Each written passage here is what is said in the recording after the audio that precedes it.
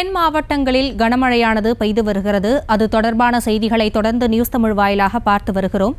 கனமழையால் தூத்துக்குடி புதிய பேருந்து நிலையம் அருகே வாகன நிறுத்தும் இடத்தில் நிறுத்தி வைக்கப்பட்டிருந்த ஏராளமான இருசக்கர வாகனங்கள் அனைத்தும் நீரில் மூழ்கியிருக்கின்றன. திரும்பிய திசையெங்கும் வெள்ளக்காடாக காட்சியளிப்பதாக களத்திலிருந்து எமது செய்தியாளர் ராஜேஷ் வழங்கிய விவரங்களை தற்போது காணலாம். வணக்கம். தற்போது நாம் தூத்துக்குடி புதிய பேருந்து நிலையம் அருகில் இருக்கக்கூடிய ஒரு வாகன நிறுத்தும் இடத்தில் நாம் இருக்கின்றோம். நாம் நிற்கக்கூடிய இடத்தில முட்டிக்கு மேல் தண்ணீர் நிற்கின்றது. இங்க இருக்கக்கூடிய வாகனங்கள் எல்லாம் நாம் பார்க்கின்றோம் முழுமையாக தண்ணீரிலே மூழ்கி நிற்கின்றது. கிட்டத்தட்ட நேற்றிலிருந்தே இது போன்றுதான் இருக்கக்கூடிய ஒரு நிலைமை இருப்பதாக குறிப்பிடுகின்றார்கள். இங்கே வாகனங்களை நிறுத்திவிட்டு அருகில் இருக்கக்கூடிய பேருந்து நிலையத்துக்கு சென்று அவர்கள் ஏறி பல்வேறு ஊர்களுக்கு பல கிலோமீட்டர் தூரத்திற்கு பயணித்து அவர்கள் வேலைக்கு சென்று வருவது வழக்கம். எனவே அப்படி வாகனங்களை நிறுத்திவிட்டு சென்றவர்கள் தற்போது பாதிக்கப்பட்டிருக்கக்கூடிய ஒரு சூழல் ஏற்பட்டிருக்கின்றது. ஒரு வாகனத்தை நிறுத்திவிட்டு வந்த நபர் ஒருவர் தற்போது இங்கே இருக்கின்றார். நம்ம அவரிடம் கேட்டு தெரிஞ்சுக்கலாம் இப்ப நம்ம என்ன நடந்திருக்கு அப்படிங்கறத. சார் இப்ப வணக்கம். இப்ப நீங்க இப்ப இந்த இடத்துல ஹெல்மெட்டோட வந்திருக்கீங்க, உங்க வாகனத்தை இங்க விட்டுட்டு இருக்கீங்களா? ஆமா சார், நான் இங்க ஒர்க் பண்றேன். இங்க இருந்து ஒர்க் பண்ணி ஒரு நைட்ல இருந்து வெயிட் பண்ணிட்டு இருக்கேன். இங்க இருந்து என் வண்டியே தேடி எடுக்க முடியல. நான் ஒரு பேங்க்ல வேலை பாக்குறேன். இங்க இருந்து போனா என் வீட்டுக்கு போனா 8 hours ஆகும். எப்படி போறது, எப்படி வைக்கிறது, பஸ் எதுவுமே இல்ல. வண்டியே தேட வேண்டியதா இருக்கு. இதை பாத்தீங்கன்னா வண்டி எங்க இருக்கு எது இருக்குன்னு தெரியல. சுத்தமா தேடதான் செய்யணும்.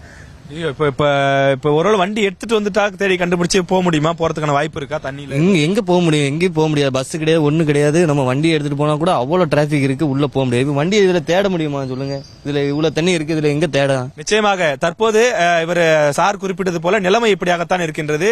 நேற்று இரவிலிருந்தே பலரும் காத்து கொண்டிருக்கக்கூடிய ஒரு சூழல் இருக்கின்றது. அதே போல நமக்கு பார்க்கிறோம் கண்ணு கெட்டிய தூரம் வரை கிட்டத்தட்ட ஒரு ஆயிரக்கணக்கான வாகனங்கள் இருக்கின்றது. ஒரு 2000 வாகனமாவது குறைந்தது இந்த இடத்துல இருக்கும். இந்த வாகனங்கள்லாம் தண்ணீர்ல இருக்கின்றது. நாம் ஏற்கனவே சென்னையிலேயே பார்த்திருக்கின்றோம். வாகனங்கள் தொடர்ந்து 2 நாட்கள் 3 நாட்கள் தண்ணீரிலே மூழ்கி நின்றால் என்ஜின் பழுதாகிவிடும். அதன் பிறகு அதனை அருகில் இருக்கக்கூடிய அந்த பழுது பார்ப்பதற்காக மெக்கானிக் ஷெட் கொண்டு சேர்க்க வேண்டிய நிலைதான் ஏற்படும். ஆனால் தூத்துக்குடியை பொறுத்தவரையிலே இன்னும் செவ்வாய்க்கிழமை வரை மழை இருப்பதாக குறிப்பிடுகிறார்கள். இன்னும் தொடர்ந்து மழை பெய்தால் நீரின் மட்டம் அதிகரிக்கும். இதனால் வாகனங்கள் கடுமையாக பாதிக்கப்படக்கூடிய ஒரு சூழல் ஏற்படும்.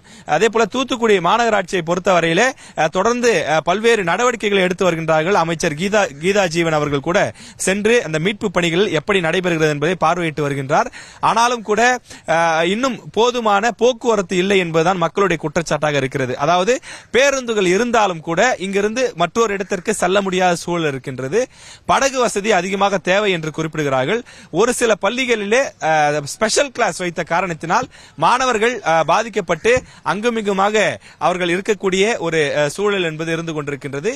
இந்த நிலையில்தான் பேருந்து இல்லாமலும் படகு வசதி வேண்டியும் இருசக்கர வாகனங்கள் கொண்டு வந்தவர்களும் கொண்டு செல்ல முடியாமலும் காத்திருக்கக்கூடிய ஒரு மோசமான சூழ்நிலை இருக்கின்றது.